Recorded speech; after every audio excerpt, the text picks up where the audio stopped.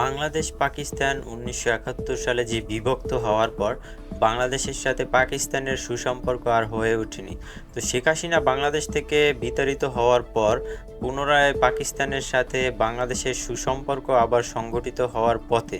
তো এর মধ্যেই কিন্তু বাংলাদেশে গেল কালকে থেকে নতুন করে এক উত্তেজনা সৃষ্টি হয়েছে। সেটা হচ্ছে পাকিস্তান থেকে বাংলাদেশের এয়ারলাইন্সের যে কর্মকর্তারা আছেন তাদেরকে ফোন করে বিভিন্নভাবে হুমকি দেওয়া হচ্ছে যে আপনার বিমানে বোমা আছে। তো এমনই গেল কালকের যে চাঞ্চল্যকর তথ্য দেওয়া হয় এবং পুনরায় সেই একই ঘটনা আজকে আবার দেওয়া হয়েছে। তো বাংলাদেশে বিমানবন্দরে বর্তমানে থমথমে পরিস্থিতি বিরাজ করছে। তো তার নিউজের চিত্রই আপনাদেরকে দেখাবো, চলেন দেখে আসি।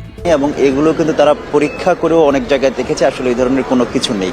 তবে এখনকার পরিস্থিতি যদি আমি বলতে চাই যে আমি এখন আছি বিমানবন্দরের বাইরে অবস্থান করছি এবং ভিতরে আমি খবর নিয়েছি, কারো মাঝে কোনো ধরনের আতঙ্ক নেই। যাত্রীরা আসছেন, যাত্রীরা যাচ্ছেন, তাদের সঙ্গে যারা যাত্রীদেরকে গ্রহণ করতে আসছেন এবং বিদায় দিতে আসছেন তাদের মধ্যেও আমরা কোনো ধরনের আতঙ্ক আসলে দেখতে পাইনি। এখন পর্যন্ত যাত্রীরা যে বিষয়টি জানিয়েছেন তারা এই বিষয়টি অনেকে জানেনই না। তবে এটি একটি ভালো দিক বলছেন আইন শৃঙ্খলা বাহিনী। তবে এর বাইরে যদি আমি অন্যান্য বিষয়গুলোর কথা বলি, এখন পর্যন্ত বাইরে যে অবস্থান করছে আনসার, এপিবিএন সহ অন্যান্য বাহিনীর সদস্যরা অন্যান্য দিনের মতোই তারা তাদের দায়িত্ব পালন করছে এবং কিছু কিছু ক্ষেত্রে নিরাপত্তা জোরদার করা হয়েছে। কিছু কিছু জায়গায় হয়তো ব্যাগ তল্লাশি করছে, কিন্তু বাইরে এটা এই যে ব্যাগ তল্লাশি সেটা নিয়মিত কার্যক্রম। তবে আইন শৃঙ্খলা বাহিনীর কয়েকজনের সঙ্গে কথা বলছে, তারা সেই বিষয়টি জানিয়েছেন যে বার্তাগুলো পাকিস্তানের একটি নম্বর থেকে এসেছিল সেটি গতকাল মঙ্গলবার একটি এসেছিল যে সূত্রপাত যে রোম থেকে একটি বিমান বাংলাদেশে অবতরণ করবে, সেই বিমানের একটি ব্যাগে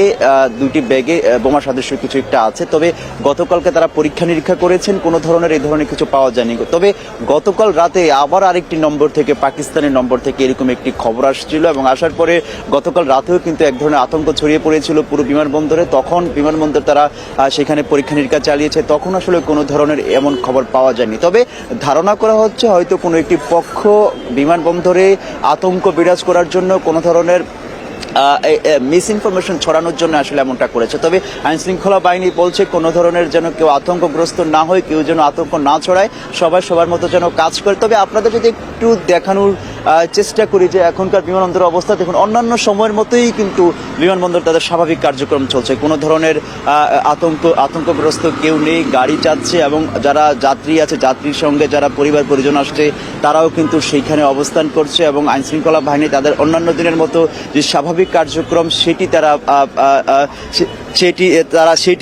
তারা পালন করছে। তবে এখন পর্যন্ত কিন্তু